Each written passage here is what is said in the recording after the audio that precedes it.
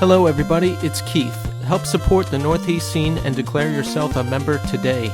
Subscribe to us on Apple Podcasts or your podcast medium of choice. Rate us and leave a review.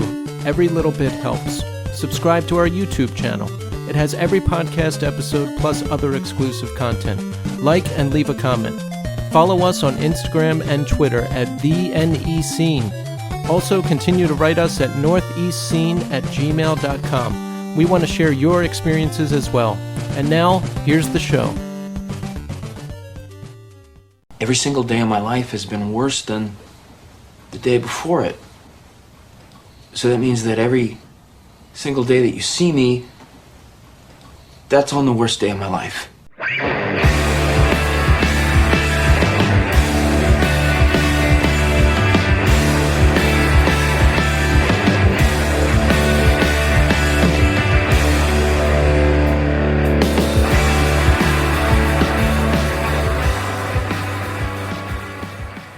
Hello, everybody, and welcome to the Northeast Scene Podcast. This is Keith. And Tommy. And we're back once again. I mean, why wouldn't we be? This is all we do. This is it. Well, that's not true. Tommy has a lovely family, and I sleep sometimes. Occasionally. Yeah, you know, no, I sleep a lot more these days, actually. But listen, I digress. This week on the show, very special guest. All else failed. We've got 3/5 of the band. Luke Muir, Steve Wiegand, Pat Shannon, and we talk about the upcoming vinyl first-time release of This Never Happened, their seminal 2004 LP. We talk about history of the band, and we work through some difficulties about a certain something. I was going to say, keep it vague. Yeah, which you'll hear about, but we may have pushed some things along, and that's good. It was just a wonderful conversation, and it was a stunning revelation that we realized as we talked to the boys. And you'll hear about that, too. I'm going to tease you right now and whet your appetite for the conversation. It's going to be excellent. You're going to love it. I'm excited. They're just one of my favorite bands. Like I love them. I love hearing them. I love seeing them live. They're my either. I can't put them in an exact place, but they're one or two in terms of live music. They're such an amazing live band. Yeah, they have to be my favorite live band because I travel distances to see them, even on work nights, and I go crazier than any other band when I see them. So they have to be my favorite live band, right? I think it's also become kind of like a thing where you and I have always kind of just met up at shows like that, like at All Else Failed show. Like as soon as they're playing, it's like, all right, well, we're going. Yeah. I'll see you there. If you think about it, they're tied into the legacy of this podcast because we conceived the idea at an All Else Failed show. And Pat was the second guest on the podcast. Yeah. Yeah. What a great day that was. I still think back. Do you ever have those moments where you just kind of think back on something and realize how pivotal it actually all was? Like, you realize, like, this was something that, we were going to just do, like, 4 episodes of, and we didn't really know where it was going. And it's like, here we are 70 some odd episodes later, and it all started with a hotel room. I think it's crazy. I always think about the night before. I got there Friday night and I was setting everything up and I was like, I don't know what the fuck I'm doing.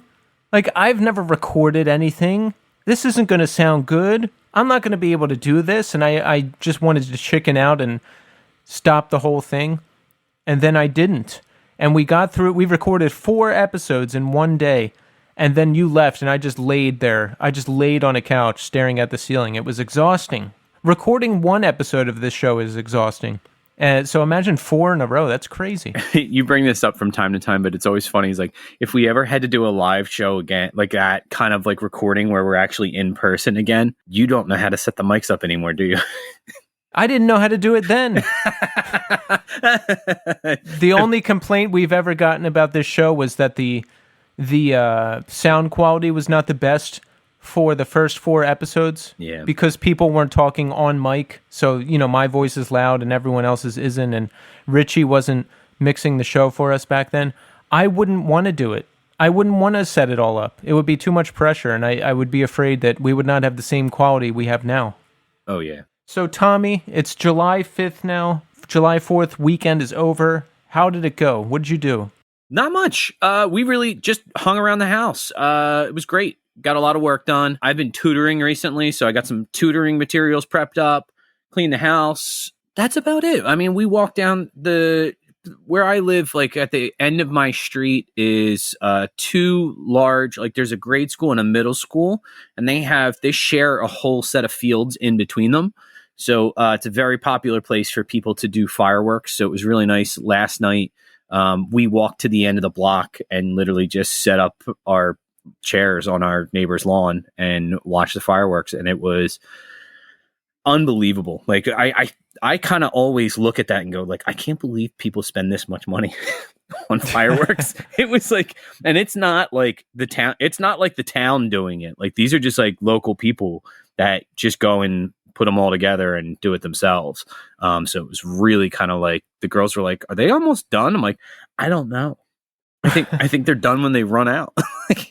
Well, no, that sounds nice. Fireworks And hot dogs. That's about it. I heard a bunch of fireworks outside my apartment, but I didn't go look at them or anything. I don't know. I was just kind of laying in bed. I was exhausted because we recorded, and then I met up with a friend in Manhattan, and they're part of this community garden, so they grilled food, and everyone just hung out. So I was there for a few hours, and then I came home. It was nice to just sit and do nothing. I love that. I really do like that. That's one of the best things. It's one of the things that when people ask me about, like, you know, why did I become a teacher? You can go into all those, like, real, like, moralistic or ethical kind of, look, having 2 months off in the summer is fucking awesome. It's so much fun. It really is so much fun. Speaking of having 2 months off in the summer, Howard Stern snuck in that he's taking summers off now. Oh, get out. So he's off from July till September. Oh, Jesus. Yeah. And he still makes ridiculous money, right? $500 million. Was that contract? You know, I still listen to the show all the time, but for some reason I don't really care. You know? Like people are really upset, but I don't know. I just don't really care. I was going to say, when you listen to the show, do you like actively listen to it, or is it kind of something you just throw on and have it on in the background? I would say like a mixture, maybe? I would say both. Okay. Yeah, like I used to listen to every minute of every show. I skip a lot of the interviews now. If it's someone I'm not particularly interested in. I like all the office drama and fighting stuff. That's my favorite. But yeah, I still listen every day. I don't know. I like it, but I'm like the guy's, what, 70 years old? He's been doing this 40 years? I don't know. Like, is he really 70? Maybe, yeah, or close to, maybe. Yeah, rapidly approaching it, yeah. But my thought is, I don't know, he could be doing this or he could be doing nothing. So I just think about it like, I'll take what I can get. I don't feel like I'm owed a certain amount, I guess. Oh, yeah, no. So it's, I don't know, it's fine. I would have just told people straight up. You know, he tried to sneak it in. He was sneaky about it. How did he do it? He just kind of casually mentioned it. He's like, he just announced all this programming they're doing. So I was like, oh, when he's on vacation for 2 weeks, like, I guess they'll be doing all this stuff. And then I see all these news articles pop up, like, listeners are furious at Howard Stern for taking 2 months off in the summer. And I was like, wait a second. All that stuff is in place of the show? Oh, my God. Yeah. How much is it for Sirius? Like $20 I don't even know. Oh, okay. Yeah, I think it's under $20. Yeah, but I don't know, man. That's the way it goes. It's fine. Whatever. I got you know what? I have other stuff to do. That's the thing. I absolutely agree with that, but that also doesn't excuse the fact that the dude's taking 3 months off and people are paying. There's a lot of people that I'm sure. Do you listen to Sirius other than Stern? Nothing. Yeah. See that. Not even 1 second. Yeah. Yeah. The second he retires, the subscription is gone. Yeah, that seems silly. Like that seems kind of like a slap in the face to fans.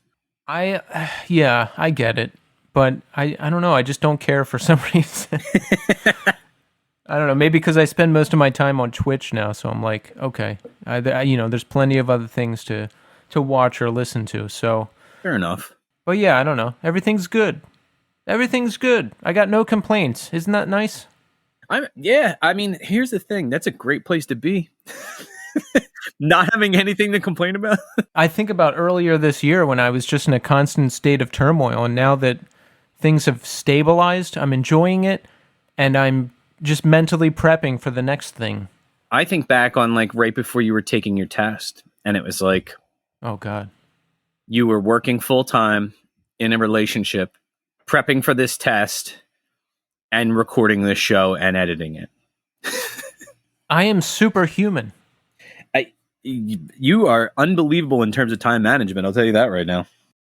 Well, you know what? That's good to hear, because sometimes, most of the time, I feel like I'm awful at it. But you know what? That's why we're here, Tommy, to prop each other up. And in big Keith and Tommy news, we will be seeing each other for the first time since we recorded the first 4 episodes of this podcast. I'll be down there in July. Tommy and I will be hanging out. We have to meet up to take care of some business. Wink, wink. Yeah. You know?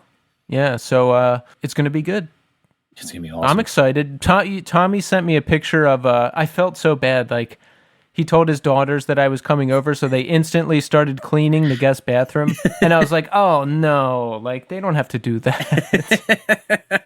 She was like, and it was the funniest thing was like, it actually was, the bathroom needed to get cleaned anyway. We just did some work in there, and I hung up some new shelves, and it needed to get dusted, and it needed to get like wiped down. But that just seemed to be the most opportune time. Was like, I kind of just said, hey, Mr. Montgomery's coming down. He needs to make sure this is clean. And she was like, oh, I'll do it there now. Like, okay. Good. That's a beautiful thing. Well, it's going to be fun. It's so weird. I was talking about this with Tommy over text. We saw each other when we recorded the first 4 podcasts, and I have not seen him since. So even though I talk to him almost every day, it's sort of like he's just this guy whose voice wavelength I see through the internet. It is funny that like we don't even FaceTime each other or anything like that. So it's like I haven't seen you since that one episode where we used video. Do you remember that? Oh one? yeah, and I look different now. Oh yeah. I have a longer beard and I have much longer hair. Jeez, dude. I can't. I'm excited. I'm excited, dude. It's gonna be nice. It's just gonna be nice. I think it's just gonna be nice just to be like getting back to normal, like getting back to like being normal. Like is what I'm really, really looking forward to. I'm excited, but I'm more excited that now you get to hear our conversation with All Else Failed. Enjoy. All right, folks, this is very exciting. We are here now with Luke Muir, Pat Shannon, and Steve Wiegand of All Else Failed. Gentlemen, welcome to the show.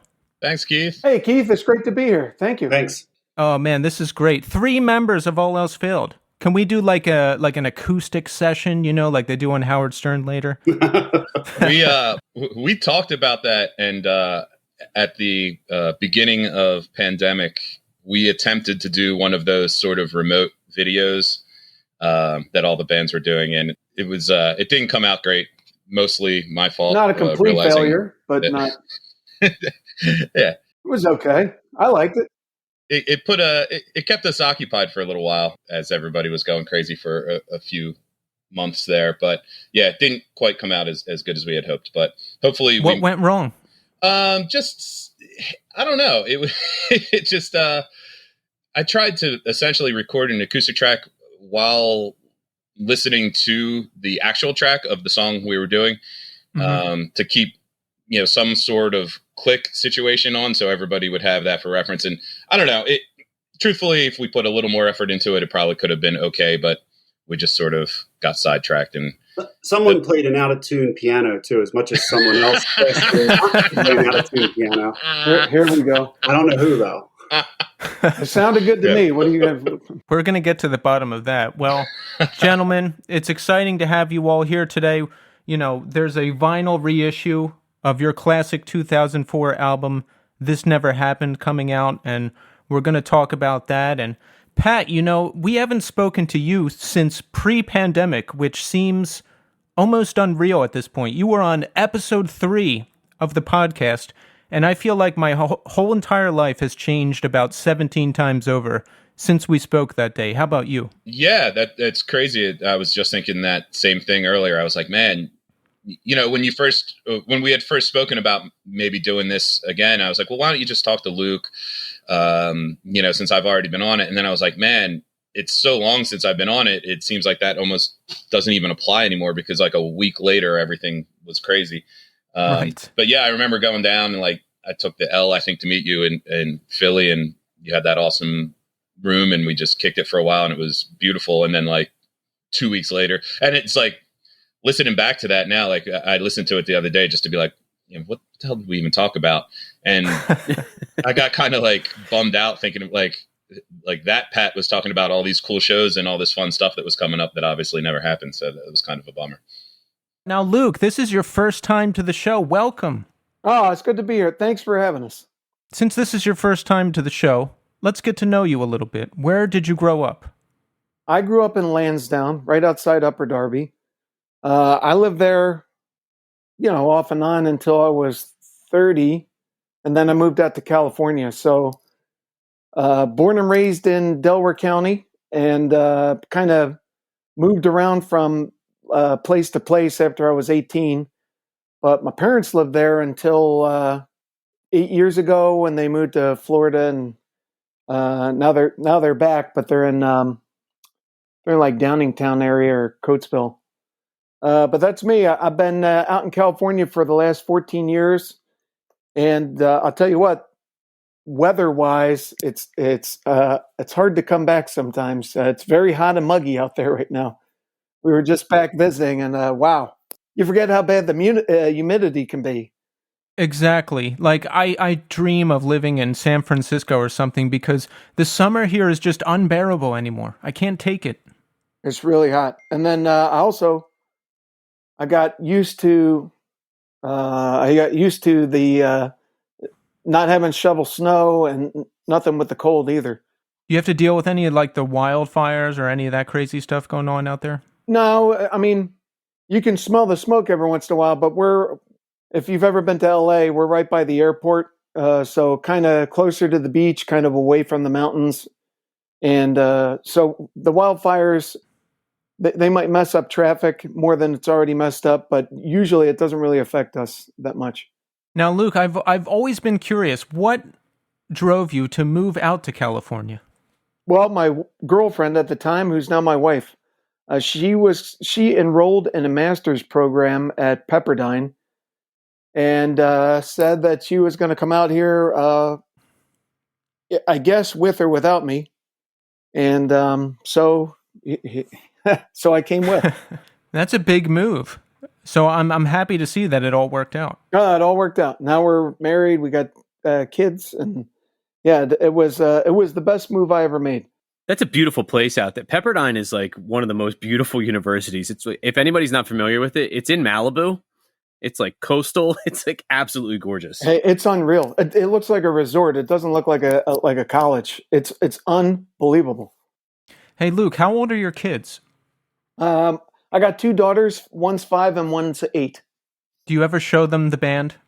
So every once in a while, I've never showed them a live performance. Every once in a while, when we're in the car, I'll put on what they call Daddy Loud tunes. And as I'm skipping through the Daddy Loud tunes, every once in a while, I might play an All Spelled song. And they've heard like Waterlogged and Departing Flights. They've heard those songs.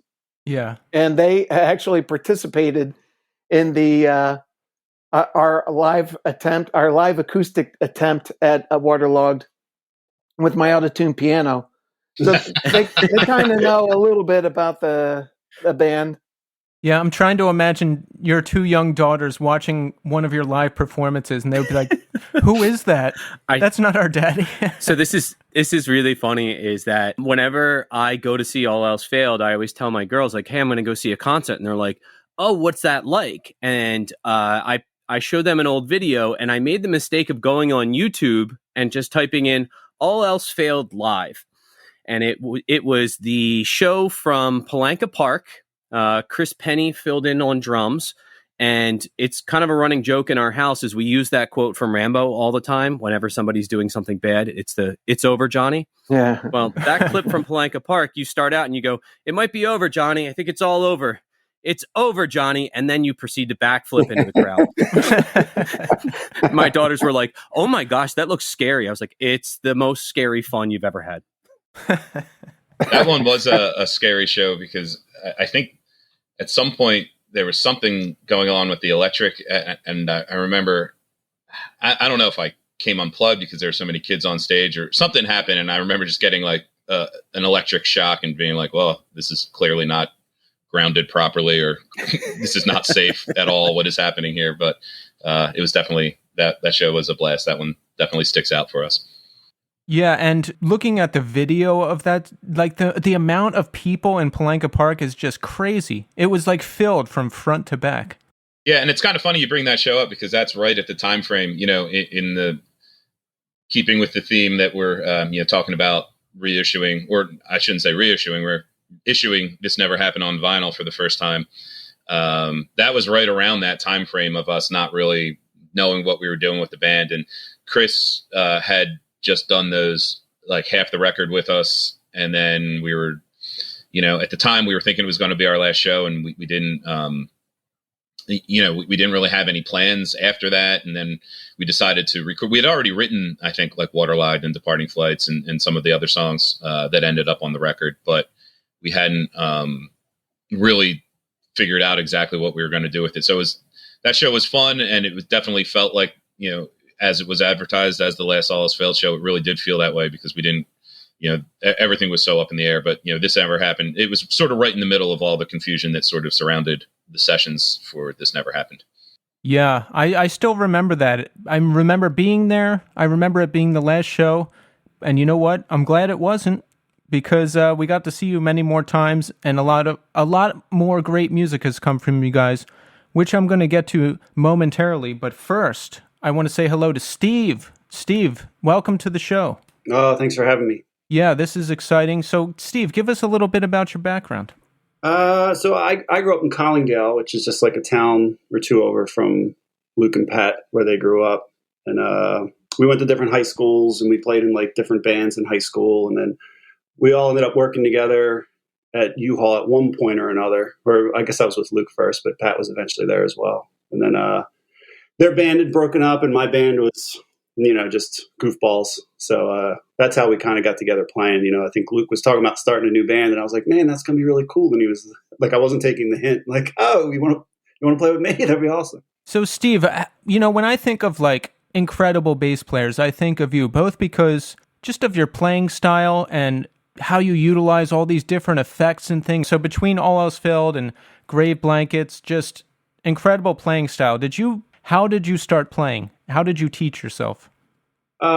So my grandfather played guitar, so we'd always go over and listen to him playing guitar. And then my brother played guitar, and then I was like, I don't want to be like my brother. I'm going to play bass. I don't want to play. He's playing guitar. I don't want to do that. So my parents bought me a bass, and then I took lessons for like a year, maybe at Lynn Music, which isn't there anymore. It's probably like a smoke shop now, like everything. But it's I took lessons for like a year, but then the guy was just like teaching me Metallica songs out of a book. And I was a kid, probably like, I'm sure like Pat, you didn't have to ask me to practice. That's all I did was play. That's it. I just played constantly. So that was how I started. I mean, I had a year of lessons and then just played and played and played, and was in a band, like a high school band way before I was good enough. I played actually with Pat, God, ages ago. It might have been when we were freshmen. Yeah, I remember we had our buddy Phil Shull, who Steve knew from the neighborhood, but went to the high school I went to. So he was always telling me, and he was like hyping Steve up. He's like, at the time, Steve, can I say your old nickname at the time? Would you be mad? At the time, for the first maybe 5 years I knew Steve, everybody called him Wiggy.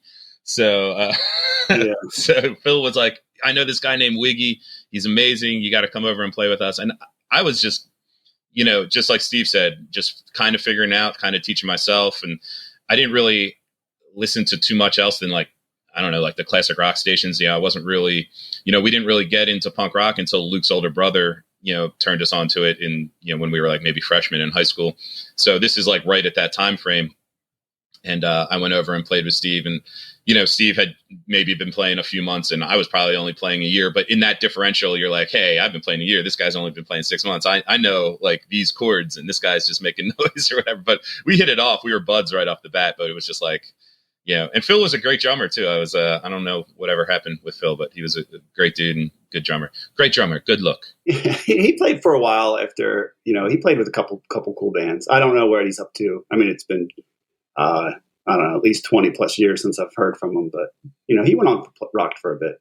But that's very fair to say. When we played, I was still like I don't even think I knew how to tune the bass. I don't even think I knew how to do anything, but I was just playing. So it's just so goofy of me to to think back that I was like that, like I was already that sort of like wanting to be professional, being like, I mean, it's like, but like, what the fuck was I up to? I was like, I almost clearly remember I was wearing like a goofy Grateful Dead tie-dye shirt. Like I can see Phil Shells.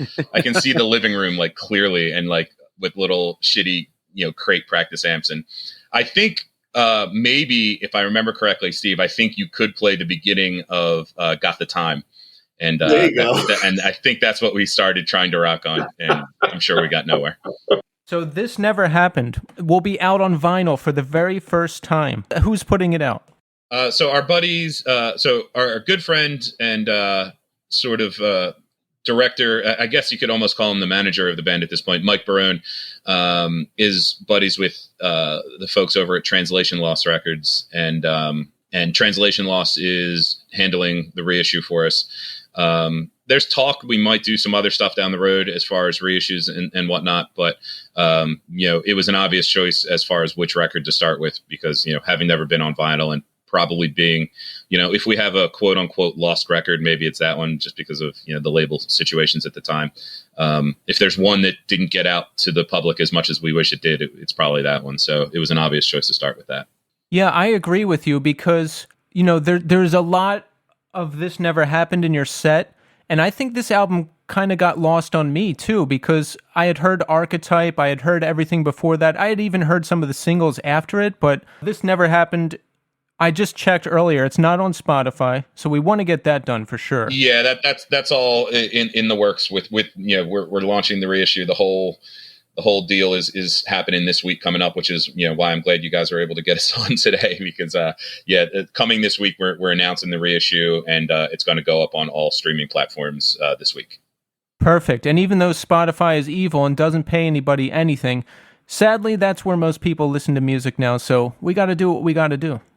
Yeah, I'm okay with Spotify in that, like, I like the template of at least musicians are getting paid for how people listen to music now. Obviously, it should be way, way, way more money, but at least sort of the template is in place, as opposed to just illegal downloads for the rest of our lives. That it's kind of cool that streaming platforms are definitely the future of how things are going to be done, and hopefully we just need to get the rates up a little bit. Yeah, a whole lot, because people aren't making anything unless you're Billie Eilish, I guess.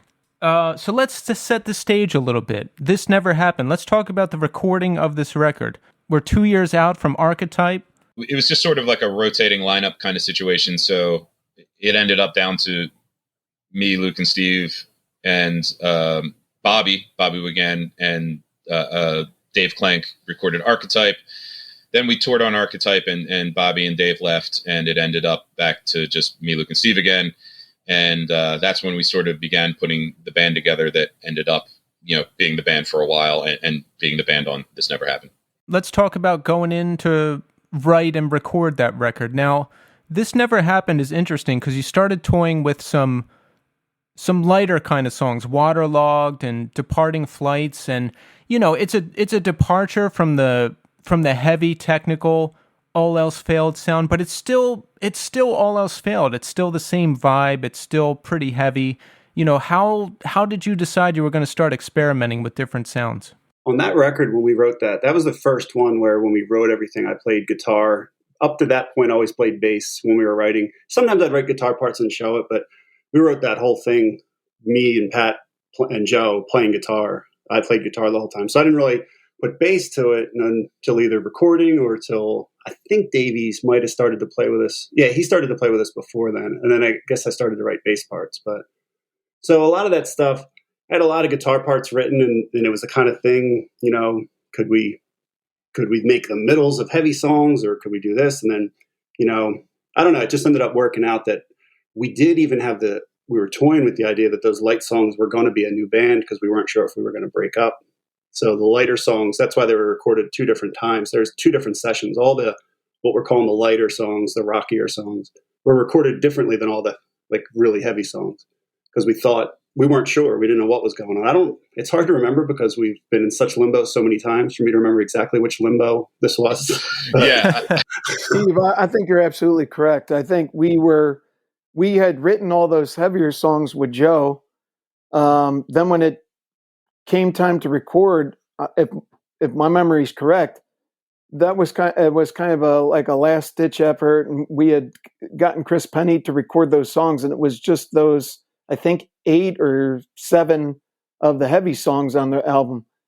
But after we got done recording, some time passed. We got back with Joe, and then we started playing again.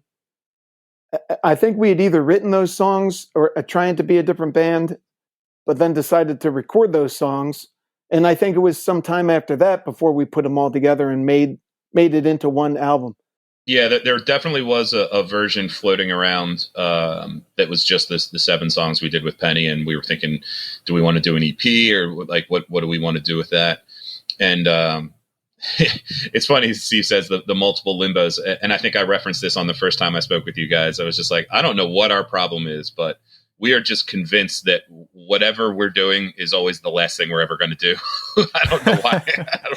I don't know what our problem is, but and looking back on it, it is kind of weird because Luke's absolutely right. We wrote a lot of the heavier stuff with Joe. Joe left the band. We got Chris to just record those tracks and then like played that final show. And we were just going to put it out completely, posthumously. It was going to come out after the band was done. Then we started doing that other band, like the guys mentioned, with another drummer. And when we ran in to record, that guy the studio is a not very forgiving medium. So we realized it wasn't going to work out. So we called Joe. And so basically Joe wrote songs on that record. He didn't play with us, and Joe played on songs he didn't write with us on that record. So it was kind of a weird situation, but in a lot of ways, it's kind of cool because that's what it is. It's kind of the soundtrack of a band falling apart, but still making something awesome while it happens. And especially that record, as Steve mentioned, like that record was almost entirely just me and him playing guitar with Joe on drums. And then by the time we were sorting out to actually go and record, Dave was with the band. So at that point, when we were showing the songs to Chris, it all sort of happened at once. Like Steve was showing stuff to Dave. We were all showing stuff to Chris. And so really, it's kind of amazing it came out as well as it did and some of the songs weren't even totally done. I remember like still working on parts like the night before we were going to go in to record up in Luke and Joe Coyle's house in Conshohocken, I think it is. Still figuring out what the hell we were doing like the day before, which usually we're a little more prepared than that. But, these were all just sort of sketches that Steve and I put together on guitar and the studio time was booked. So here we go. Yeah. That's one of the best and worst feelings. I've been there where a song isn't done and you're like, well, it's time to go to the studio. And then it just all works out and you're like, whew, that was close. Yeah. Some of that studio magic is great. Like the last piece of music on This Never Happened was totally studio magic. That was just, every time we go in, we tend to just like throw everything at the wall. And that was just something that Steve had written on guitar, and Steve plays all the guitar on that song. On After All, that's all Steve playing acoustic. He does the EBO thing. And then I just heard it and I was like, yeah, we could do something with this. And, kind of came up with like a melody line. And then Luke and I got in the booth together and just made it happen. And like, that's still one of my favorite examples of something that just like came out of nowhere in the studio. From your last visit on the show, Pat, and some of the things you guys are saying now, it just seems like there was a lot of trouble to work through. People leaving the band, new people coming into the band. Did you ever just think like, why can't everything just work out all the time. Yeah, I still think that.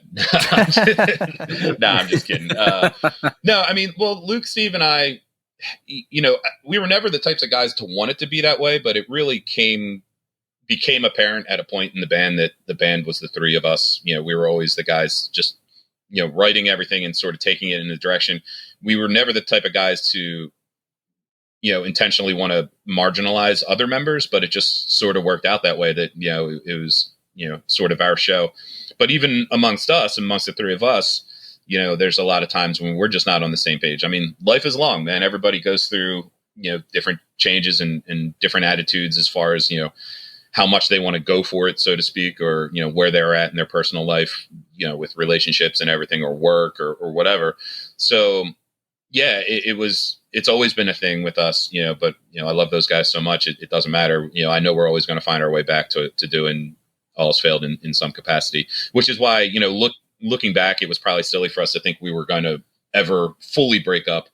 But when you do something so passionately for so long and you can't continue to do it at that level, you feel like it has to die.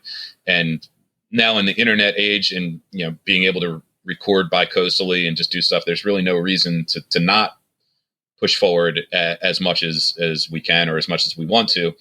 But even that being said, we're not even always on the same page. So it's just life, it's nothing that it is, we back in the day, I remember clearly, like when we were just like living and eating and breathing the band, like when we were like 24, 25, 26, whatever, like if I felt that I wasn't on the same page with one of those guys, like I couldn't get to sleep at night. You know what I mean? It would sicken me to be like, what's going to happen with the band? What are we doing? Like, what's the next move? What's going on? And now it's just like, with anything, you get older and you get a little more wisdom about things. It's just like, hey man, it's just a ride we were on. And, sometimes, not everybody's on the same page. And that sort of led to what happened with This Never Happened. We were sort of hearing that, Luke was thinking about moving, and that was like down the road, but we knew it was coming. We could never get on like tours to the level that we thought we should be on. So we were sort of half in. It's like, are we going to do this full time or are we not? Like, and, eventually it was just like, no, we're not going to be able to keep doing it in the way we were, which is a shame. I mean, if we held out another couple of years, who knows? But it's we had already held out many years at that point anyway, so it's pointless to look at it that way. That makes sense. Luke, was it hard to leave? I mean, you're leaving behind pretty much everything for this chance in California. Keith, it was really hard, and it's still. So I was just back for a visit last week. Man, it's really, really tough. 3,000 miles is a really, really long distance away. So my parents, my sisters, my extended family, and, my band family and all my friends are all back in Pennsylvania. Yeah. And so it's been 14 years of only seeing them sporadically, and it's really, really hard. And, the more I get home, the more homesick I get. So it was very tough, but I love it out here too, and my family's out here as well. So no regrets, but yeah, it is a hard thing. Yeah, because I feel that because I'm in New York City and Philly's like, I don't know, an hour away, 2 hours away, whatever. Right. And on holidays and stuff, if I'm home, I'm like, oh man, I bet everyone's hanging out, or my family's down there. So if I feel that in New York, you have to feel it 10 times worse being all the way across the country in California. Yeah, it's really tough. But absence makes the heart grow fonder. I really, maybe we have stronger relationships now because I made the move. Who knows? Who knows what? I wouldn't change a thing, because who knows what would have happened with the band or with anybody if I had stuck around. I'm happy that we moved out here, and we made the decisions that we made. But yeah, I miss it. I miss everybody, and I miss the opportunity to just get together with these guys and play. They're still playing together, and I've told them many times, like, man, I miss just being in a band and goofing around and doing things. Another benefit, probably the greatest benefit of you moving, is that we got Departing Flights, the ultimate all else failed ballad. Yeah. I don't know how directly that was. I guess I'll let Luke speak to the lyrics on that one. I don't know how directly related to that to his move that was, but it certainly fits the bill, I guess. In all sincerity, we moved in 2007. Lisa got accepted in, I think, 2006. So that was a couple of years before this never happened. A couple years after. Yeah, a couple of years after. And like most of the lyrics, Pat will say, like, have this song written by noon tomorrow, and then I've got to like sit down and get something done. I remember, I forget what guy I was talking to, but he, was a singer in another band. And he was like, yeah, I got this book of lyrics that I can like choose from, and I'm always writing down my thoughts. And I thought, like, golly, I'm way behind. I don't have any thoughts until I'm told, like, hey, you better have something done. We're ready to record. And then I'll scribble something down, and sometimes it comes out good and sometimes it doesn't. I'd say, would you say we're half and half for lyric writing, Pat? Pat writes a bunch of the songs, and I write some others too. I would say you're probably a little more than half, but yeah, it's probably like 60-40. And it wasn't always like that, but I think at some point I just ran out of things to say. And Pat's a lot more, as you could see from this interview, Pat's a lot more eloquent than I am. So he's. I don't know about all that, but he usually has more. I think Luke. I've always interpreted it as Luke being kind of hard on himself, and also being a bit of a perfectionist to want to make sure that he's not coming with anything that sounds phoned in. Which I love, because when something does hit the table, it's rad every single time. And if that means it's a little less quantity and I have to jump in sometimes with some of my ideas, I'm always more than happy to do that. So it worked out, toward the end there. Thank you for saying that, Pat. And Steve, are you listening still? I'm listening. I don't have anything to do with the lyrics. I don't want to phone anything in. I'm getting to it. I see everyone out there singing along, and I'm like, I don't even know what he's saying. Yeah. It's funny. Lisa was singing along to one of the songs, and it was completely off. And then I wonder how many other people that probably they could just look at the words at this point. That like lyrics are all on the internet, or you could just open the thing. But I wonder how many other people think that that's what I'm saying. It's pretty funny. I think Luke's initial joke there was that there is one remaining All Has Failed song that is out there and still looking to get completed, and we've been waiting on Luke's stroke of lyrical genius to return to him for a few years now. But yeah, no hurry or anything. A few years. So Luke, you're telling us that you're keeping this song from us for years now? It's been close to truth. It's been close to 5 years. Well, I don't know. When did you write it, Steve? I'm working on it. Give me an opportunity. Yeah. Steve and I figured it out the other night. It is at least, I think, 5 years. It's at least 5 years, because there are big things coming. It was better than done when we played before we played that Ortlieb show. Wow. That Ortlieb show, I don't know. I don't even know how long ago that was. Yeah, that was 2017. There you go. Yeah. So yeah. Steve, are you? I promise I will get it done. It's all right. This is good. This is like a nice group therapy session. So is this one of the things you guys talked about where you're like not on the same page? Like Luke isn't finishing the song in 5 years? But no, that's like, it's actually a great example of that, in that, it's nothing that we're angry about. We're still buds, and we'll always be, Pat super isn't angry. Yeah, I guess I shouldn't speak for Steve on that. But yeah, I'm working on it, I promise. Yes, but I mean, and the thing is, that's exactly the thing, is that Luke's headspace isn't really in a creative spot right now, and that's fine. You know what I mean? Like Steve and I do Hold Down the Ocean. We do some other stuff. We're always sort of invited to help each other out. So Steve and I always will have like this musical relationship. We're always going to be doing something.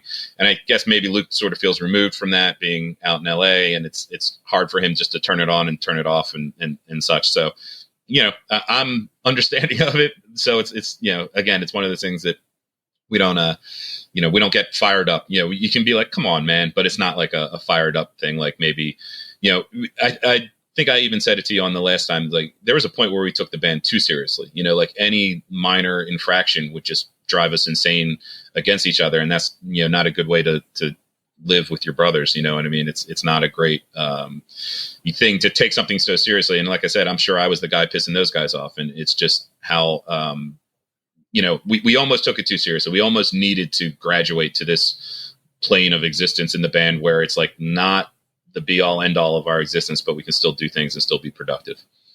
Yeah, as you get older, and a lot of bands, I have versions of this conversation with, like, as you get older, it's not everything or nothing. Like, if Luke can't get to the song right now, it's not like, oh, well, he's out of the band, we're going to find somebody new. It's like, no. Keith, don't give them any ideas.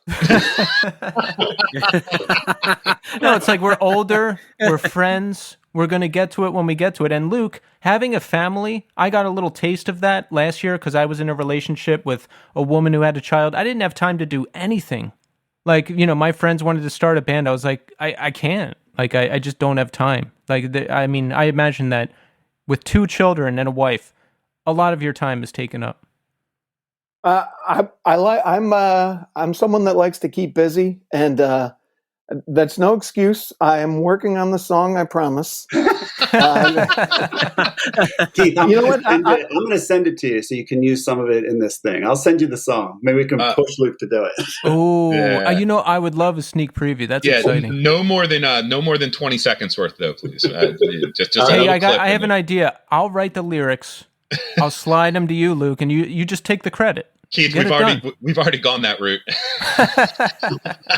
Yeah. All right, leave Luke alone. All right. Steve, thank you.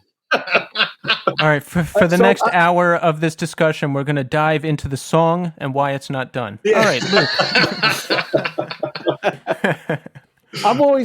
I've always been, it takes me a while to come up with an idea for a song, and then it takes a while to get something on paper that I can be that sounds cool, or what I'm trying to say, or that I can be proud of. And the song is awesome, and I don't want to just throw something together like Pat said. At the same time, I don't want to.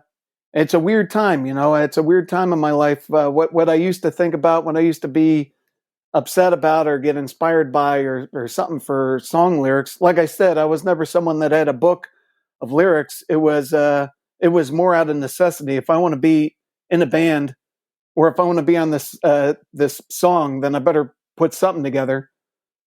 And I guess I don't want to half-ass it. I want it to be good, but I also don't want something.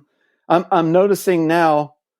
But the songs that you write when you're 19, they don't necessarily reflect where you are right now. And not that that's a bad thing or a good thing, but I wrote some songs that at that time we were I don't know, that when I started the band, we were listening to a lot of music, and I thought, hey, let's be this like super intense, super dark, super scary. This is what I think the band should be. And I was writing lyrics to try and match that. And I don't really feel that way anymore, obviously. So I don't want to just throw something together. And that's always been the problem. This has been, the issues that we're having at 45, we were having when we were 19. Pat and Steve would write something awesome, and then I would be the kind of the weak link trying to play catch up. But Luke always drove me crazy, because then he would come up with like Route 1, which is like the greatest lyrics and the greatest song ever written, and like that's an entirely Luke and Steve show. That music's all Steve, lyrics are all Luke, and that's just obviously like probably the song we're most known for. But that's like that complete marriage of like the tone of the lyrics perfectly fit the tone of the song, and just everything is so perfect. So it's like, man, just Steve and I are of the opinion is like, just get in that headspace, but you can't force somebody to get there to where they were when they wrote something that great. You know what I mean? It's tough to, recreate that sort of, you can't snap your fingers and get in that headspace. I even think Route 1 was written out of necessity. It was, but sometimes it works out that way. Sometimes you have like a little life moment that hit you in a certain way, but that's also the time that Pat's like, hey, we need to finish this song. Sometimes it works out. Sometimes it doesn't. Real quick, if I can, I got two things I want to say. I want to ask Luke a question and something about Route One. I just remember because it popped in my head when you said Route One. I remember I didn't have a license then, and I think I was waiting for my dad maybe to drive me to band practice, or maybe I was taking the trolley, and we were right in the middle of writing Route One. And I remember on my mom's acoustic, I wrote that middle, that like boom, ba-dum, boom, ba-dum, boom, on my mom's acoustic. And I remember I was like so excited to get up there, and it was so cool when you had those excitement back then because you showed up and showed it, and like everybody was like, yeah, like everyone was into it. You didn't have to like convince anybody. It was like really super cool. I just remember that moment really. For some reason, that's like one of the few guitar parts I can remember exactly when I wrote it.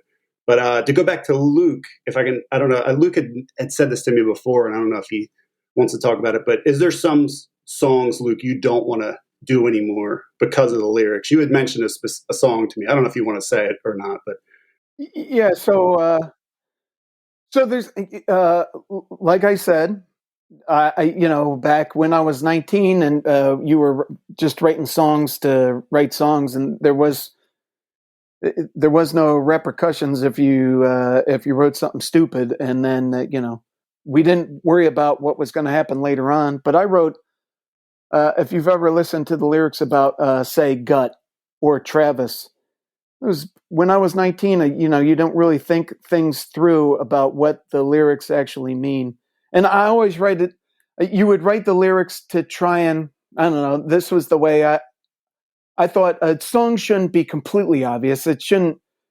There should be some interpretation so that everyone can make it, their own. And that's the way I love listening to the lyrics and of other bands and thinking like, ooh, I wonder what that means. That could mean anything. And I put my own life spin on whatever thing they were going through.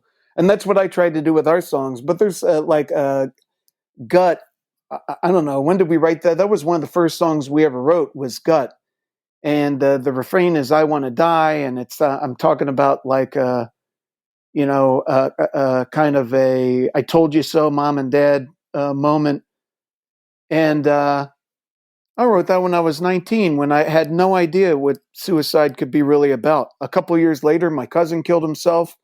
My best friend, Chris Bates, who Pat and I were friends with, he ended up getting into heroin and killing himself. Even then, it wasn't until being a dad and having, two kids now and thinking about what that could be like. And a coworker of mine, his son, who was 16 at the time, took his own life. And I thought like, oh, Jesus Christ, I can't believe at one time I was running around like an idiot with lyrics like this, not condoning suicide. Never, who knows what you're thinking when you're 19 and you're young and dumb and being a goofball and putting songs together with your buddies.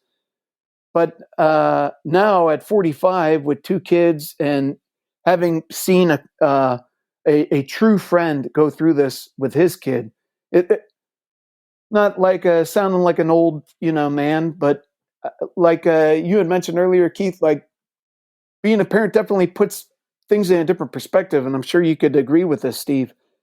Some of the lyrics that I used to yell about, like I don't know if I could yell about that anymore. We wrote Travis 2 years before, or maybe 3 years before Columbine.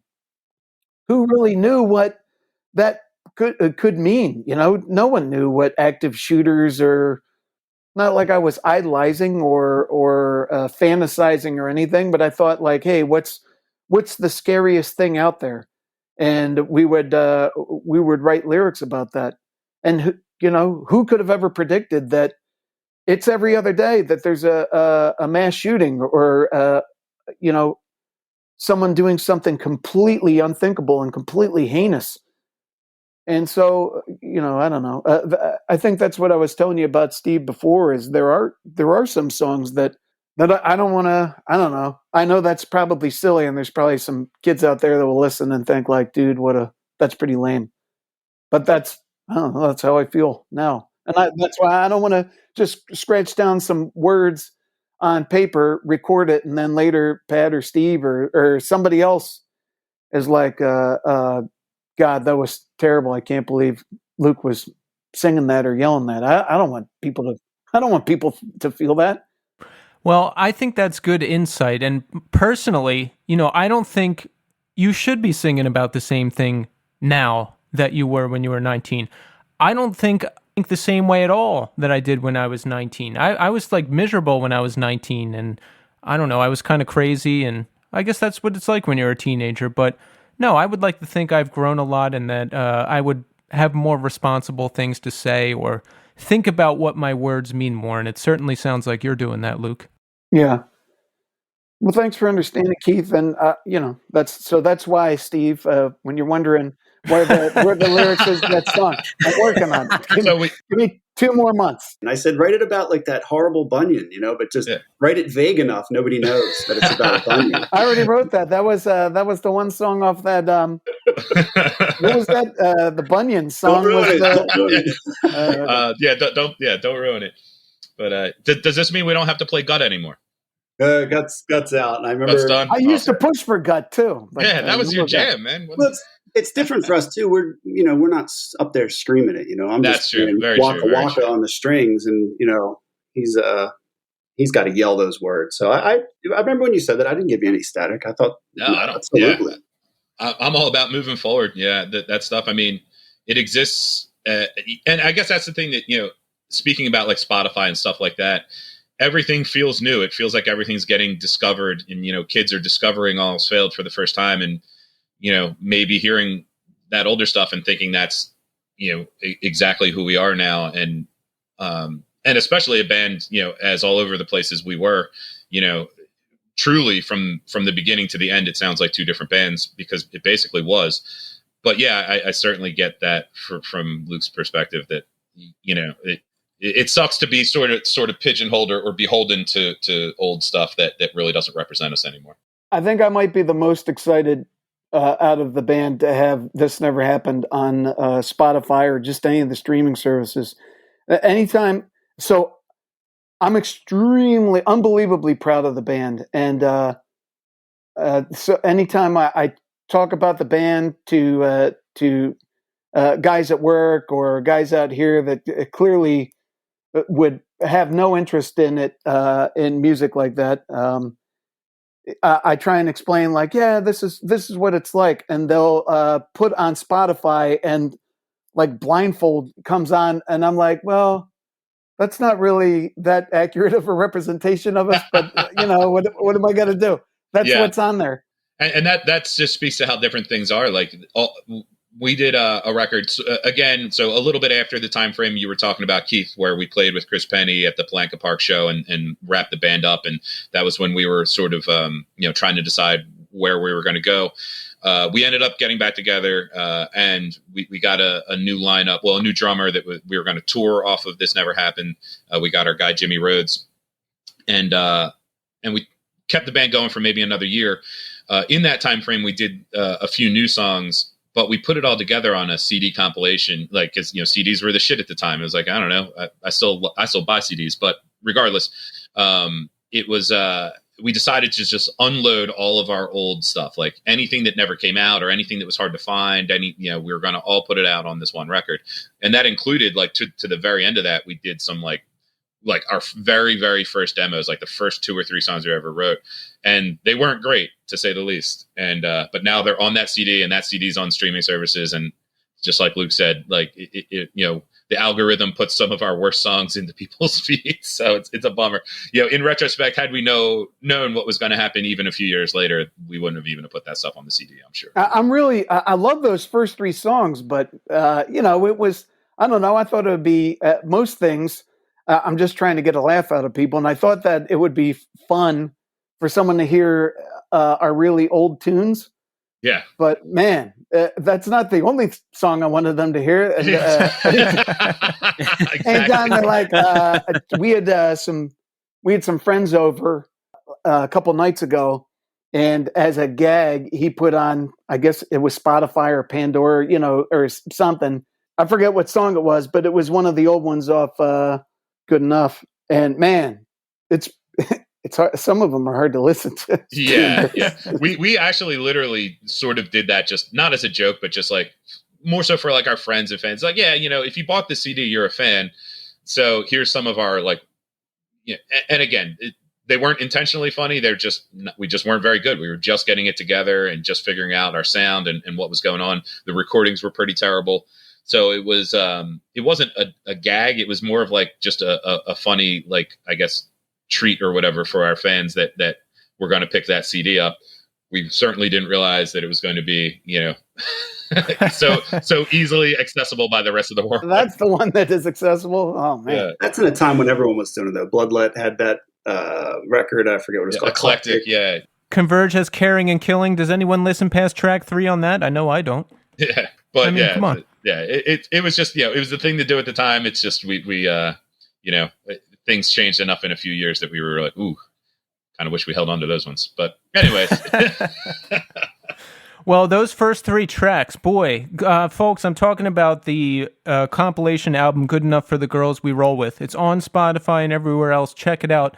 Man, those first 3 songs are some of my favorite. We talked to Jimmy Rhodes about those songs too. I'm happy to see 173 back in the set. That might be my favorite All Else Failed song. Just the sheer intensity makes me lose my mind, even just thinking about it. Yeah, that was awesome. That was one Jimmy and I think mostly came up. Like Jimmy was very instrumental in that. Like, just he had that whole idea for the middle, like the like off-timey middle thing, and sort of like rearranging the riff to do that whole part. And that was awesome. I look back at that song fondly as like a moment in time where, Jimmy, who we love to death, but just joined the band. He basically joined a sinking ship, and I feel we kind of warned him about that. We kind of told him that, hey, we've been through it, and I don't know how much longer we're going to be through it. So, proceed with caution. And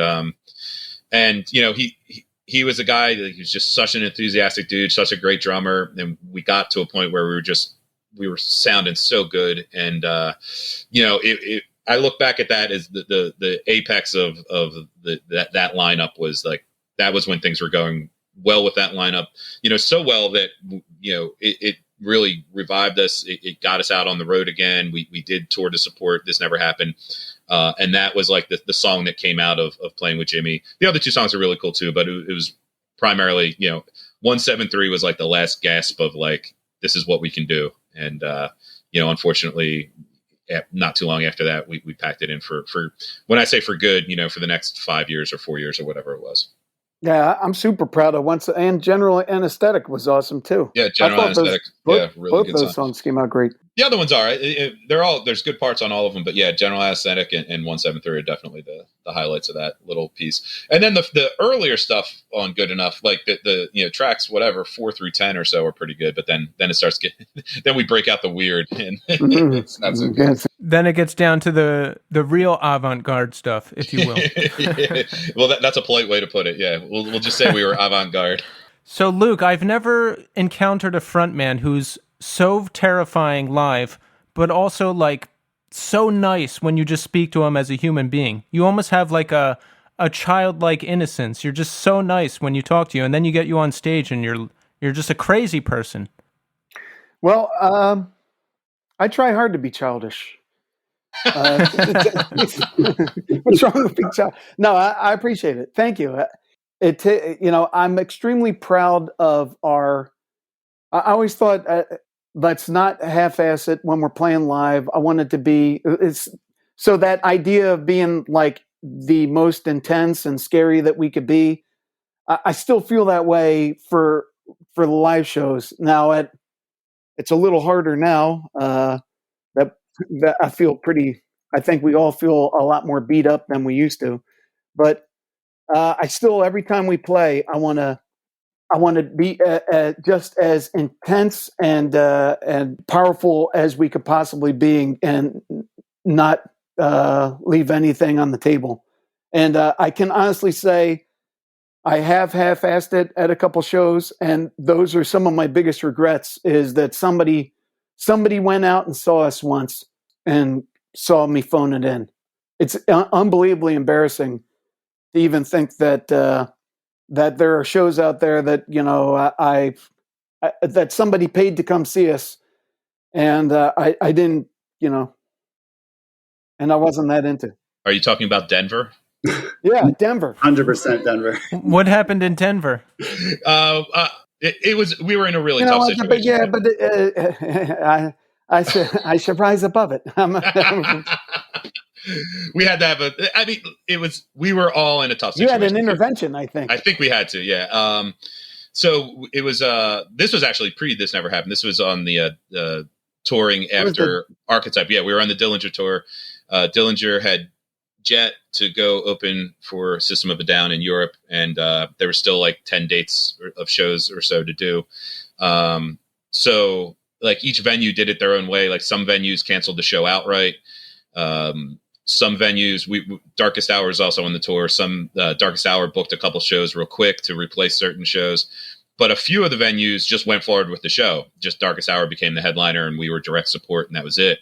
And so, obviously, Darkest Hour is huge now, but they were still coming up at the time. So, they clearly neither of us were as big as Dillinger.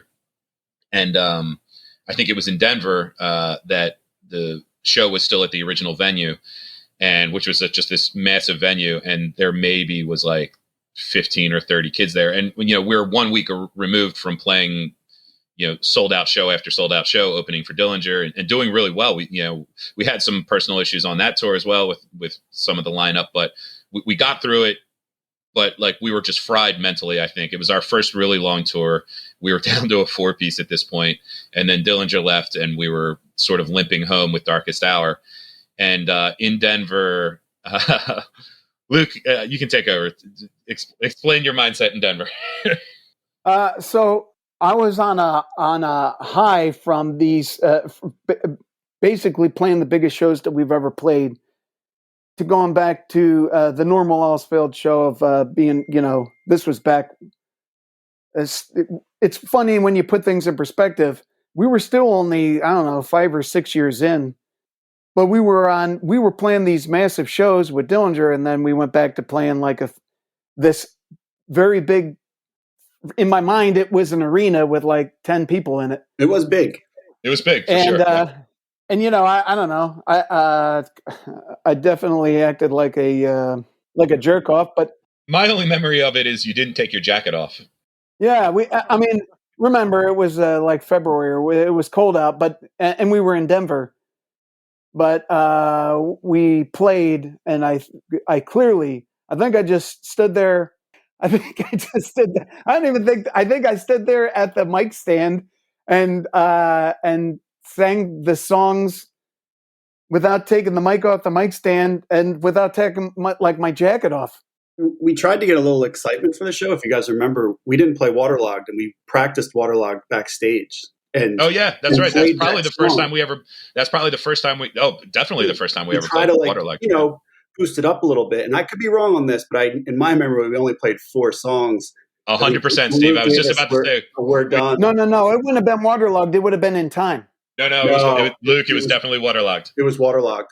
Waterlogged didn't. I thought that was a song that we didn't write till later. We had just written it with Joe probably right before we left for tour.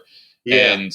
And Steve and I, or one of us, somebody had the idea to be like, hey, let's, show's not looking great. Let's try something different. Let's do. Yep. And I'm 100% with Steve. I think we played 4 songs. Waterlogged was like the last one, and it was just like, all right, let's get the fuck off stage. So, that was a rough one, man. I love the idea of an All's Failed show with Luke just at the mic stand, like not even taking the mic off, like rock star shit. To go positive, though, I'm really embarrassed about it. No, don't be embarrassed, because the positive is this: if you do something like that in life and you don't learn from it, then it's a negative. But that next night or 2 nights, whatever it was, we played in Kansas City, Missouri, and it was the best show, I could argue, at that point in time we had ever played. We played like the animals we are, as good as we were, as tight as we were. And it didn't matter. I don't even remember how many people were there, but I remember a handful of kids in the front just pulling their hair. And this was in a city we never were going crazy. So if you make a mistake and learn from it, that's the idea. So I don't remember. I'm joking around that they had an intervention, but seriously, I do remember after the show, probably like right after we played. And remember, we had just like the tour was the best and worst of it, right? It was all the great, amazing things that can happen with a band, and also all the disappointment that can come with it as well. Like we had kicked a guitarist out halfway through the tour. The main band that was drawing all the people on the tour split, and now we're back to playing essentially basement shows. Only they're in a really big, a really big venue. It's a good way to put it. I don't know. That's no excuse to be a wuss, but Pat and Steve definitely said, like, dude, don't ever do that. Don't ever embarrass us like that again. Or, it was something along those lines. I forget exactly what you said to me, but I really mean this. Whatever it was, I definitely took to heart, because I hope you guys can agree that after that show, I don't think I've ever half-assed it again. There's times that I've got more energy than others. I'm only as God made me. Just as God made me. I'm just as God made me. But I'm never phoned. That was never again. Maybe I had phoned it in a couple times before that, but never again. Yeah. I just remember my thought process was, I was mostly like disappointed. I don't want to say disappointed in Luke, because that sounds like a parent or whatever. And it wasn't that. But it was like, I was like, man, like this dude is like the realest dude, and like so like the antithesis of wanting to be like rock star mentality. He's the dude I've seen. He'll talk to any kid after any show for as long as the kid wants to talk, and just does everything the right way, and is like the most vocal about not wanting to be like carry himself as a rock star. And I just remember looking up on the stage, and he had his jacket on. I was like, he looks like fucking Liam Gallagher right now. This is such, that was my new look. I was going for a new thing. Like this whole attitude is like such rock star bullshit that isn't Luke, and it just bummed me out. I was just like, Luke, that's like so not who we are. Like we want to be the dudes that like when shit goes real bad, we swing back harder. You know what I mean? Like that's like kind of how I viewed it, and I was just like disappointed that we couldn't find it that night. It's a learning experience. And Luke, you can't be everything all the time. You have bad days too. Life is filled with, extreme highs, and then every once in a while you get a judo chop to the nuts. And I apologize for letting that one get to me. And sorry that you guys, sorry to all the Kansas dudes and ladies, I guess, who paid to come see us. Where was it? Denver? Denver. Yeah, Denver. I owe you. I swear I owe you $10 to each of all 10. That's only $100. Yeah. I only have to sell out $100 you owe Denver to make them all happy. Hey, Keith, when you post this, when this drops and you make the Instagram post for it, can you ask if anybody was at that Denver show is listening to this right now? We'll make sure Luke gets them their money back. Hey, you got to produce a ticket too. I'm not just saying. You can't just say that shit. You better have a ticket or a memory. What was the color of my jacket? And you get the money back. Was this pre-Steve being bald, or did he have hair? Yes. Did Steve have hair? Wow, I don't even remember that one. Let me think about that. What color was Steve's hair? I think that was. I'm going to go Steve with hair. Yeah, that was with. I think Steve with hair. After that tour is when I came home and I shaved my head. Was it hard, Steve? No, I went out on top like athletes should. I was like, man, I still got some really good coverage, but it's going to end. So I started shaving it. That's beautiful in a way, because you made the choice. You're not like clinging to some scraps. You're like, this is it. I'm taking this into my own destiny here. Now I am with that super dad bod and my bald head, because I'm just lazy now. How do you guys, now the live show is intense, and I really love that Luke is like out in the crowd with us throughout the whole thing. It's very interactive. I love that, because it's the only band left that I really go crazy and sing along for, just because, I'm older now, and I don't know, most bands don't drive me to that point. But how do you guys prep for a show? Like Luke, what do you do to make sure that you're going to be able to get through the whole set and that you're ready? Because, you got to really be on this. There's a lot of energy that goes into this thing. I guess just to backtrack a little, as seriously as I had taken the band, and as much as I had always said that the band means everything to me. Some of the big, I know I keep talking about regrets, but some of the biggest regrets I had is that I never took a singing lesson until, as we were recording, this never happened. My buddy Joe's sister was a vocal coach, and I took some vocal lessons, some singing lessons for This Never Happened. But before then, I had never really learned like officially how to sing or how to preserve your voice. And so I would lose it at every single show. So if we would play more than one show in a row, it was no good. But back then, every show we ever played, the mic would go out or there'd be some PA issues. So my voice didn't really matter anyway. And now I've gotten a couple tips from other people. Getting Mike in the band. Mike is a professional who actually knows how to sing. He's between the lessons I took back when we were recording This Never Happened and meeting with Mike, who actually knows what he's doing. Like there is like some warm up, and weirdly enough, you can actually preserve your voice and not lose it 2 songs in. So I'll do some warm ups. We were 2 years ago when we were prepping for Europe. It's hard now. I'm totally removed from music, and then all of a sudden it's like, hey, shout for an hour. I started practicing. Just a buddy of a buddy has a practice space out here, so I would pay him to go and yell. I'd just play the CD through the PA and scream along in the mic and just warm up. So I did that for a couple months. So I'm guessing I'm going to start doing that to prepare. I lost a little bit of weight, so cardio wise, I should be able to keep up. But it's usually, if you've seen us live, then you know the first song we play is the most intense, and after that, I'm completely out of gas. Nah, but that's why rules play in venues like Kung Fu Necktie that are super tight and small, because the crowd just keeps it all moving for us. We can come out gunning, just like Luke said. Track 1's gonna be smoking, but after that, it's a shame. It's just what getting old is. The energy you have as a 25-year-old, you can go the whole set, but at 45, it's definitely.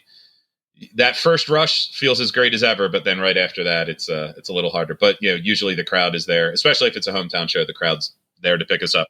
Throughout the band, the vision that I had was always we wouldn't even, if it was up to me, we wouldn't even introduce ourselves. It would come out to some sample or something, and then it would be song, song, song, song, song. There would be no break in between songs. It would be just 20 minutes or 25 minutes of bonkers and then done. But on paper, that's a lot easier than it is halfway through the first song. I'm like, oh shit, we better there better be an extended break or a really long sample. Steve better have a really long sample after this one. I hurt my shoulder getting out of bed today, like it's dude, it's hard. It is hard. Well, I feel it out in the crowd too, because first song I'm like, yes, let's go, and then at the end I'm like, oh shit, I got to go stand in the back for the next one. No, we appreciate all everybody that comes out, especially at the hometown stuff, and keeps it moving, because I still feel like we bring it. I still feel like we're a great band to see live, and looking forward to getting out there again. We have some things booked at the end of September that we're really excited about, and hopefully into 2022 we can finally get back to the West Coast. I feel bad for Luke flying east all of these years. We have to get out there and do some shows over there. So, Luke, would all of your friends and family out west come see you? And would you be nervous about that? My work friends probably wouldn't appreciate it or understand it, but I know they would support it. I don't know what that support would look like, but it would be interesting to mix the two. I don't feel like, every time I go back, I'm not saying I'm living 2 lives, but I really do have the best of both worlds. I can do this. I can do my own thing out here, and then go back east and be as goofy as I want to be. And it would be interesting to see how the my 2 worlds collide. Yeah, but I think it would be awesome too. I really have some really, really good friends out here that I always, nothing makes me more proud than having somebody that, whether they're into it or not, most of the guys out here are into country music and stuff that I'm just at a different, we're different people. But if you, nothing makes me more proud than to say, like I was in a band before, and they're like, "Oh yeah, what kind?" And I'm like, "Well, just put it in YouTube," and them to watch the opening 2 minutes of the Planka Park video. They don't need to see any more than that. But you mentioned the Planka Park video. Like, there's nothing that makes me more proud than to someone see that and like, "Holy shit, that's you! I can't believe it." And then they don't need to see any more or hear any more. That's it. Yeah, that's a pretty good intro. I think we played pretty well that whole show, though. But but yeah, that intro sums it all up. That's yeah, and like Keith, like you mentioned, it was like at that time, Palanca Park was definitely the shit. There was tons of shows there, but man, like that one was packed. That was a huge event, and Lamb of God might have something to do with that. Yeah, well, you know, I think there may have been. I think American Nightmare was on it too, no, right? I think that was a different one. So Bob Meadows did a bunch of those fests. I think American Nightmare was a different one. But yeah, that one was that was like an all dayer, and you know, all day shows are usually not the greatest idea, but that one just worked out great. There was just tons of great bands, and plus we were all young. I could go to an all day show. Now you tell me all day show. Now I'm like, no. Yeah, sorry, I can't do it. Yeah, like 2 bands, maybe 3 are a good show. Like all day show might be my worst. I couldn't do it. Well, I'm going to Furnace Fest, so that's going to be like an all day 3 days. So I'm going to have to, I don't know, drink some Red Bull or something. You should come to some of the shows we're doing. We're not playing Furnace Fest, but we're playing shows on the way to Furnace Fest in a truly all else failed Spinal Tap kind of correlation there. We're not on Furnace Fest itself, but we're playing the intro shows on opening for Boy Sets Fire on the way down. So if you hadn't seen that, you should try to dip in one of those shows. And we're opening for the opening. Oh, well, second support. Okay, all right. Well, let's talk about that. You got some shows coming up with Boy Sets Fire and Be Well. Let's talk about what's coming up. Yeah, so Boy Sets Fire, those dudes are just awesome. We played with them obviously forever, like 100 years ago, but really didn't become super tight with them until probably the last 5 or 6 years. And since we sort of rebooted the band, I guess 2011, maybe 10 years now. I think a few years into our reboot, we did like a weekend with them. And then they changed some things in their lineup and ended up with a good friend of mine from Westchester is in the band now. And so, yeah, we love those guys. We bro down hard. We travel well together. And they're kind enough to invite us on as much as they can. And that included taking us to Europe. Like the last thing we did before pandemic was go to Europe with those guys. And the first thing we're doing after pandemic is going down the East Coast with them. So we couldn't be more happy about that and more thankful to them. And how about those shows in Europe? Man, I was following that on Instagram. Those crowds were just unbelievable. Those shows must have been incredible to play. Yeah, Boy Sets Fire is huge in Europe. I mean, I know like they are the classic. It's like, oh, they're big in Europe. It's like, no, man, Boy Sets Fire is big in Europe. They're like that was like a taste of wow, this is the treatment. Of course, we were. Yeah, they had the bus and the driver and everything. We had to drive overnight because and stuff like that. But they could not have been nicer to us. They could not have been cooler. We would come in midday and they would already be, have eaten and done everything. And they would basically just be waiting around for us to show up and then, start hanging and partying and stuff. So it's just so much fun. Just the whole experience was magical. It really was truly the highlight of being in a band and doing those things was that Europe tour. Those dudes couldn't have been cooler. The shows couldn't have been cool. Everything about it was just something that I'll remember for the rest of my life. It was amazing. Yeah, and I think that's like when you're younger in a band, it's like it's all or nothing, and you're pushing and everything is going into this band, and you just want it to be everything. But I think as we get older, you realize I don't know, you get involved in different things in life and you can focus more on friendships instead of pushing this band to be something, whatever it is you want to be. And you do it when you can do it. And I'm glad that you guys stuck together and still play when you can, because I don't know, I feel like now things are evened out and you're getting more of the recognition that I think you deserve. You're getting to go on these good tours. You're still releasing music. You're playing This Is Hardcore pretty regularly, and I'm happy to see things. I'm happy to see more good things happening because I know you went through so much as a band when you were younger. As you're saying that, it just occurred to me. Today is our 26-year anniversary. Oh, shit. No. So happy Yeah. anniversary, guys. Yeah, Wow. July 4th, 1995, we had our first band practice. Me, Pat, Steve, and Good catch on that, a couple Luke, other guys. July Wow. 4th, 1995, at Pat's mom and dad's house. Yeah.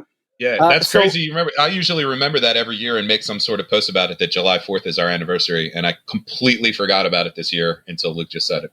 It's been a definitely a roller coaster, but that Europe tour was some of the best of it, and not for nothing, but just every time I go home and we play a show and people still seem into it.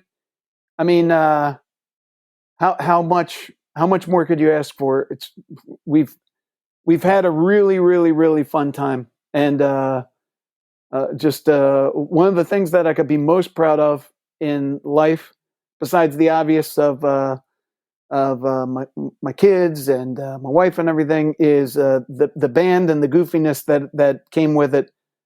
And so, happy anniversary, dudes! Yeah, good call, Luke. Yeah, and Keith, exactly what Luke just said. I mean, we had that conversation, I think, in Europe. Was that, for so long we looked back at the band as like, oh, we could have done this, we could have done this. But then now we're at the stage where we can look back at it and be like, hey, if we did push harder for another year, maybe we just would have completely imploded and hated each other. And now we wouldn't be having the opportunity to do what we're doing right now. You know what I mean? So the band almost like forced us to have more like self-realization and be like, it sort of forced us to live in the moment more. It's like, no, man, like this is it. This is what we wanted to do back then, and we're getting to enjoy it now, maybe a little bit on a smaller scale, but it doesn't matter. It's the fact is that if things had gone differently, we wouldn't be here one way. Somehow or another, we might not be here, but we are here. So let's just enjoy what we have together. Wouldn't change a thing. Damn straight. That's a beautiful thing. How about you, Steve? How do you look back on it all and into the future? I'm with the guys. I don't regret any of it. It all worked out the way it was supposed to work out. Everything went the way it was supposed to go. We're super lucky to get to do this now. We're super lucky that people still come to see us. And even in Europe was a dream for me. I mean, I something I dreamed to get to do and never thought I'd get to do. It just like that chapter was just closed. It's like, well, it didn't happen, But the fact that Boy Sets Fire took us, like, I'll always be eternally grateful. It didn't matter how much I thanked him. I think I made it weird with him because I don't really know him as well as Pat does. But like to them, I'm not saying they I'm sure they appreciate it. I mean, they're like enormous over there. But like, I never thought I'd get to do that. So it really meant a lot to me. And the band in general, the fact that you see young kids and you see someone older than you show up to a show, still singing and screaming along on like a Wednesday. It's awesome, So I super appreciative of it. I love the band. I love what we did. I don't really have regrets. Yeah, maybe this could have worked out, that could have worked out, but like Pat said, it all worked out the right way. That we're all still friends. The three of us that started it are still super great friends, and all the other family tree of members we're all still friends with. Virtually all of them. I think there might be one guy, maybe, but for the most part, To that one guy, I apologize again for everything that I did. It's awesome. Was that the guy who got kicked out in New Orleans? Yeah, and listen, No. I don't know how his life went. For all I know, he's an amazing human being. Because after that day, I've never talked. I think he did okay, actually. He's doing good. Yeah, I honestly, you take the good with the bad, man. Like we're the three of us are really strong individual, have strong individual wills. We're very focused guys. We're very, I think we can be very intense guys at times, very competitive guys at times, but the point is, we were young when we had some of the other guys in the bands that things didn't work out with, but those guys were young too, and we were all just trying to figure it out together. And I have no ill will to anybody that was ever in the band. Yeah, we're all mature adults. We hope everybody is doing okay. Exactly. Well, gentlemen, all right. So, folks, let's recap. We've got This Never Happened coming out on vinyl for the first time, and it will be announced by the time this goes up. So we need you to go and pre-order it and purchase it when it comes out. This is a classic record. Translation Loss. I believe they're probably easy to find on any social media platform. Translation Loss is putting it out. And and we should also, by the time this goes live, hopefully if everything goes right, all of these, that record will be on all of the streaming services as well. So if you've never heard it before, definitely check it out. Yes. Could I be the first to announce and promote new All Else Failed music coming 2026? 2026, we'll be dropping a new song. Yes. Well, if we're going to go that far, there's two, Luke. June is 2035. And there was that one jam. There's that one jam that I've had for years that we've still never done anything with. I think Keith even played. Not going to happen. Not going to happen. That one did make the cut. No. That one has to happen so I can play that guitar lead. I can be like a feature. Get me lyrics on my desk by noon tomorrow. No problem. Done. Awesome. And Keith, thanks for having us, man. Thanks for always coming out to the shows, always hanging out with us, man. And thank you so much for letting us do this and hype this thing up. Happy to. You guys are one of my favorite bands, and I consider you all friends too, so I just want to thank you for everything you do. Oh, thanks, Keith. Thank you. Yeah, thanks, Keith. Thanks, Tommy. Thanks to you too. Never a problem. I don't know you guys super well. I just come out to the shows and go crazy. Well, we appreciate that too, man. That's we wouldn't be here. One of the things Sonny was talking to us about doing one of the live streams that he was setting up all through pandemic, and I was like, I just can't imagine doing playing and trying to have the intensity of a show without the fans there, without the kids just screaming along with us. It's like, I'm gonna keep my jacket on. Exactly. That's what you're going to end up with. Well, I mean, I'm with you. It is true, but in Europe, it is not like. I think we did what we do, and there was not a lot of people knew who we were. This is true. I didn't want another intervention.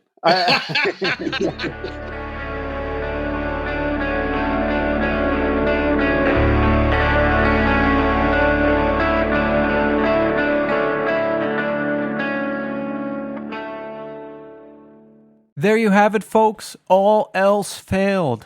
One of my all-time favorite bands, probably my favorite live band, as we already mentioned.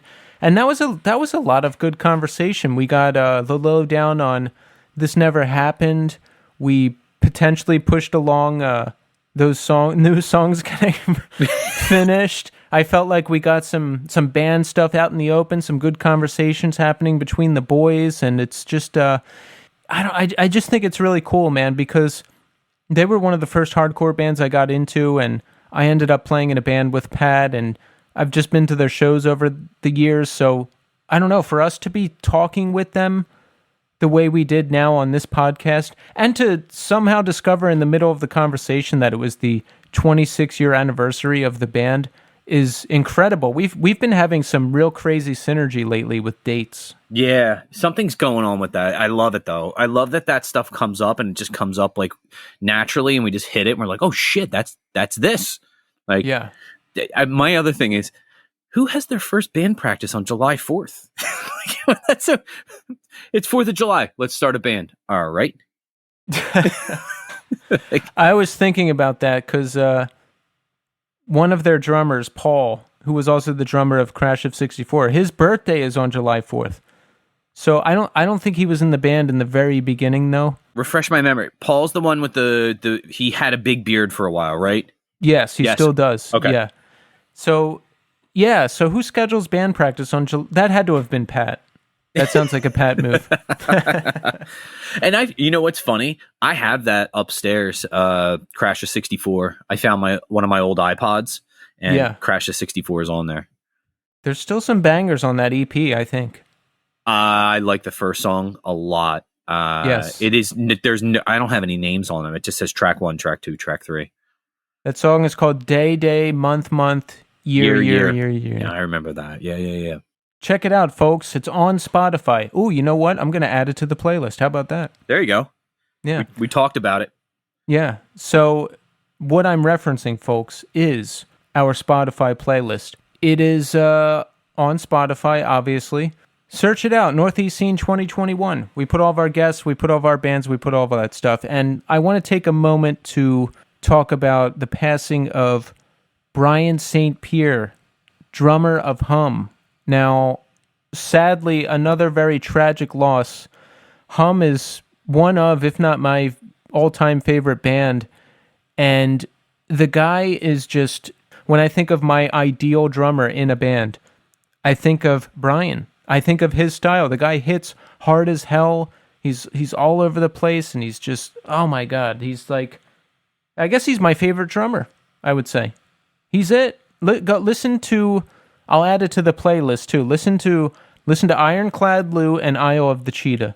And holy shit, your mind will be blown. I was just listening to Inlet, the most recent Hum album yesterday. Just, oh my God, incredible. Such a good band. Such a major, major, major loss. Our condolences to the friends and family of Brian. Yeah, it's so unexpected. 52 years old, it's devastating. I can't, yeah. They say bad things happen in threes. We lost Stu from Bane. Mark Hoppus has cancer. And now we lost Brian. So hopefully that's it. I don't want any more bad news. I can't take it. I didn't look that up yet. What is Mark Hoppus? What kind of cancer does he have? I have no idea. Okay. Yeah. Because that can be the difference between he's got like a melanoma on his shoulder as opposed to he's got colorectal No, man, he's cancer. in chemo treatments. He posted a picture of himself and he has no hair. That's so shit. That's awful. Yeah. I feel really bad for the guy. But in brighter news, well, shit, I don't have any. You know what? Let's talk about some show business. One thing we have neglected to mention, supporters of the Northeast Scene podcast are called members. You know why? Because when we first started doing this podcast, we realized that we say member instead of remember. So you're a member when you say you are. All you got to do is say it, and you are a official supporter of the podcast. Post an Instagram story and say, I am a member of the Northeast Scene. Do it, man. Join the club. All you got to do is say it and you're in. Remember that time? I noticed that I enunciate things a lot more when I'm doing this now, but that's a good thing. I was going to say, all positive feedback or positive improvements in terms of our speaking abilities, because we definitely have isolated some certain things that were like, oh shit, did you realize you said that? Or I start sentences a lot with, here's the thing.